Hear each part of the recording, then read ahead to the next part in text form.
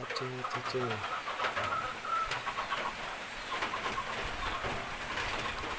Wow! Binataang kalabasa na naman tayo, guys. Kikita nyo.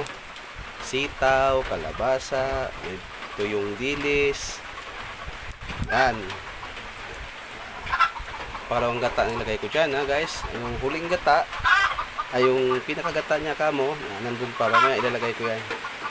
So, makikita nyo, maulan na panahon, no? Oh, maulan na panahon. Umuulan, guys. So, ayos lang. Guys, nilalagay ko na yung gulay na kung tawagin sa amin ay bago. Ayan, sinabay ko na sa pagpalambot ng kalabasa at sitaw dahil ito medyo matatagal din palambutin tong bago. Hindi tulad ng malunggay, sandali lang. Yan. Sa di nakakalam yung bago sa Bohol, specialty po sa amin yan. Nakikita ko yan sa bundok.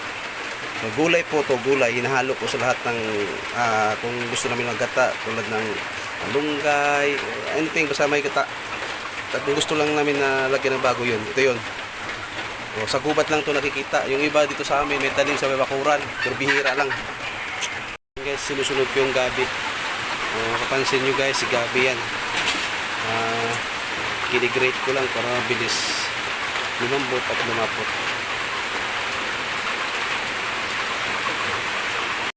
Ano yung malunggay? Kasi luto na at last na gulay ilagay ko to. Ito na yun. Saglit lang to. Siguro 1 minute. Pwede na.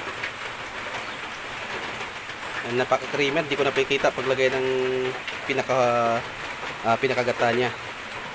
So yan guys. Konti-konti na lang. Sakto. Yung kahoy ko paubos na rin. Ayos. Yan guys. Oh, napaka-creamy niya. Sobra. Hindi ko na pinakita yung paglagay ng last na gata. Yan guys ha. Ito guys ha. Pwede sa mga bata to. Kung 1 year old to above, pwede ko yung kumakain na ng kanin, pwede to. Tsaka healthy to guys, napaka-organic to. Daming benefits to sa malunggay pa lang. Just ang daming benefits sa malunggay. Plus kalabasa, plus sitaw. Yan o, makikita nyo, oh, the best. Sige lang, malapit na, 1 minute, okay na to, 1 to 2 minutes. Ayos.